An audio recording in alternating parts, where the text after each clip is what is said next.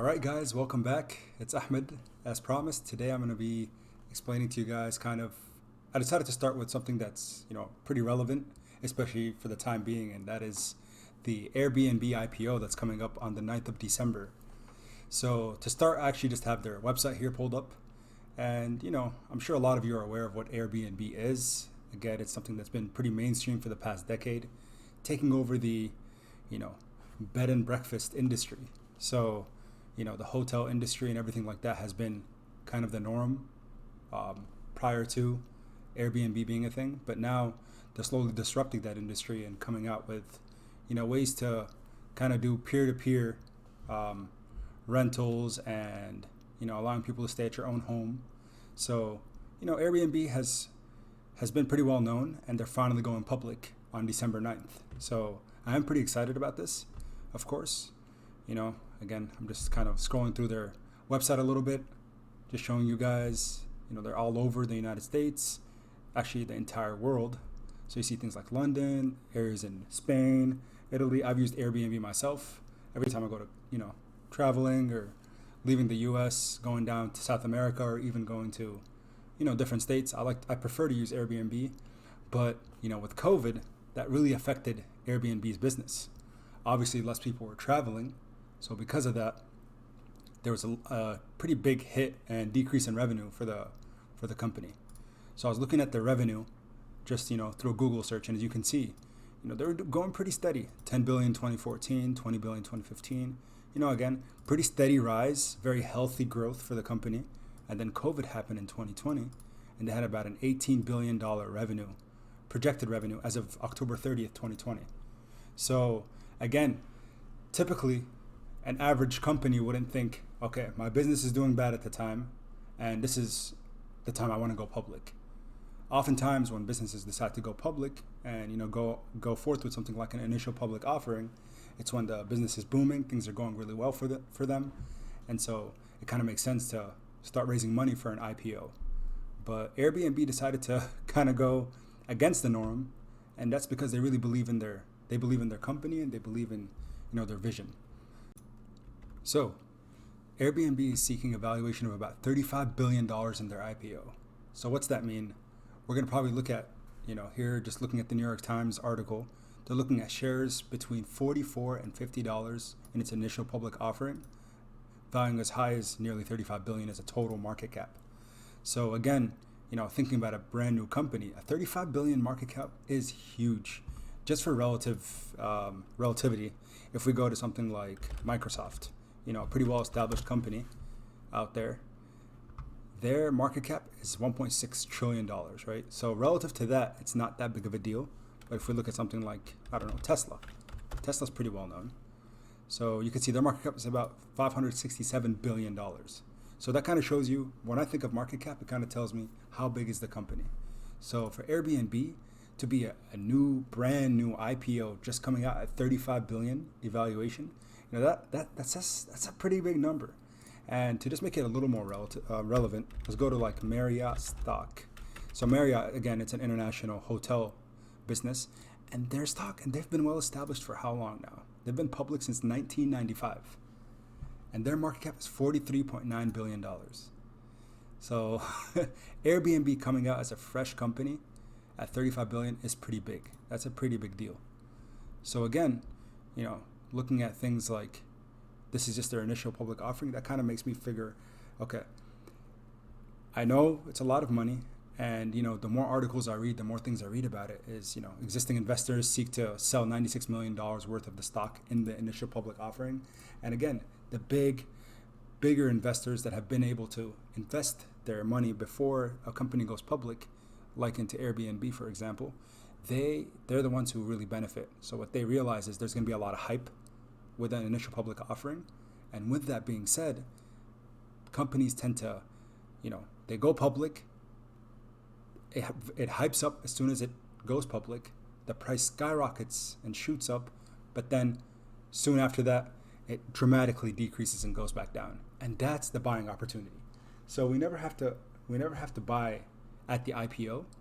Rather, we kind of have to maybe, and again, I'm not a financial advisor, nor do I really know what I'm doing. I'm just learning as I go, just based off, history and previous price targets and things like that. It just seems like the best thing to do is, if you're interested in buying shares at the IPO, you can, just in case it ends up just going up and not really, these are all based off trends, and we don't know if these trends will follow for Airbnb's IPO. But again, typically at the IPO, the price peaks and then slowly tapers down. And then shoots back down, slowly kind of tapers out, averages, and then slowly creates growth. So for Airbnb, if you're interested in buying at the IPO, I think it'd be reasonable if you're willing to hold for a year or 2 years after the COVID vaccine is released, and we have things like people actually going back and using the Airbnb service, because again, their revenue, I think they were down, I want to say around 39% this year, 39%, which is pretty substantial, because again, people weren't traveling as much and things like that, but that doesn't mean people won't be traveling in the future. Reality is there is a vaccine coming, and everything will go back to normal at some point in time. It might be summer 2021. It might take all the way to 2022. So again, if you're a more short-term investor and interested in just, making financial gains more quickly, I'd say maybe don't buy right at the IPO, rather wait until it kind of goes back down. So yeah, that's kind of my idea with Airbnb, and initially I probably won't purchase anything at the IPO, which will be on Wednesday. I'll just kind of watch the market throughout the day and, make decisions based off how the trend is looking. So yeah, one last thing I did want to do is, of course, with every episode, I do kind of want to bring in a financial topic.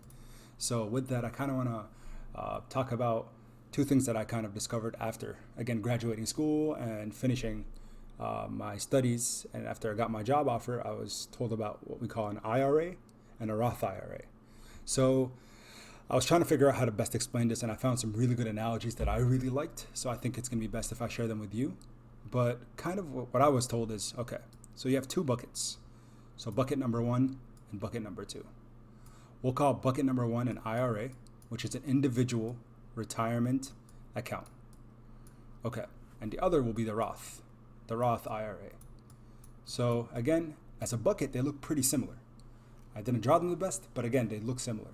So with an IRA and a Roth IRA, typically as a younger individual, you have, until you're the age of 50, you can invest about $6,000 per year into your individual retirement account, or your Roth IRA, which is also an individual retirement account as well. Now, with an IRA, say you put $6,000 into your bucket. So we'll say up until this point, that's $6,000. And anything on top of that, so all of this space that's up here, that's coming on top, that's what we call your earnings. So this is what we call contributions. I'll just kind of abbreviate contributions. Maybe I'll write it all out. Contributions, and this up here is what we call earnings. So your contributions is how much money you are putting into your individual retirement account. The earnings is what your money is kind of making over time. So the younger you are, at first, as I mentioned, until the age of 50, you can put about $6,000 into your IRA. Now, with $6,000 over time, we think about this term called compound interest. So again, it's kind of like that analogy where someone says, do you want $1 million today, or would you like 1 cent doubled for 30 days? Now, if you think about that for a second, a lot of people will say, I'll take the $1 million right now. But if you'd rather take the penny doubled for 30 days, again, the idea of compound interest, you'd actually be making over $20 million in a month. So over a lifetime, over a working lifetime, so about 40 to 45 years, if you do these contributions, instead of putting them into a savings account and having the cash right there, instead putting it into a retirement account that, again, will grow as an investment over time, you'll be making all these contributions, all these earnings, which again, over time will compoundedly increase, which the numbers, we can talk about it another time, but they just get pretty ridiculous. And I'm talking in the millions of dollars by the time you're retiring. Now, an IRA, again, this is all money that is going in as untaxed. So basically what that means is whatever you're putting in as contributions and your earnings throughout the years, that's money that has no taxes on it. So here, no taxes is how we'll explain that. All right, so basically what that means, though, unfortunately, is when it comes time for retirement, you're going to be pulling that money out. And as you pull it out of your retirement account, you will be taxed based off the tax bracket you're in at that time. So if you think you're going to be making more money now in the current years than you will as a retired individual, which most of us are not in that category, then an IRA is the way to go. If you believe you're going to be making more money when you are, retiring, if you think you're going to be a millionaire, which hopefully everyone will be, you want to go with the Roth IRA because what's the difference? This is when they take taxes out now, and so you will not be taxed later. So again, same thing, $6,000 of contribution, $6,000, and then you have your earnings up top, but this money going into your account is money that's already taxed. So say you put in $500 a month into your Roth IRA. Every time you put $500, an amount is taxed based off of your tax bracket before it goes into the account. So say you're in a 20% tax bracket, $500 going in, that's about $100 being pulled out. So actually $400 is going to your Roth IRA. But again, over time, that money, when you are getting ready to pull it out as a retired individual, and all the earnings that came with it, so this top part, all the earnings that are growing in this bucket, that will all be untaxed, coming to you as 100% of the cash in your account to you, your bank account, and your spending.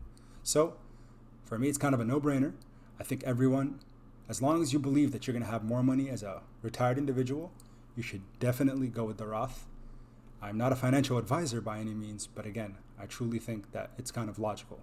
So I just wanted to give you guys my two piece about these things. I am learning as I go, and I just want to share all my knowledge with you guys, and hopefully you guys can make use of it too. So let me know if you enjoyed this, if you like my scribbles. If not, maybe I'll try to change it up a little bit. But again, thank you all for tuning in, and we'll see you next time when I start talking a little bit more about stocks and the things that I'm invested in currently. And we can kind of make this kind of fun if you guys would be interested in that. Thank you so much.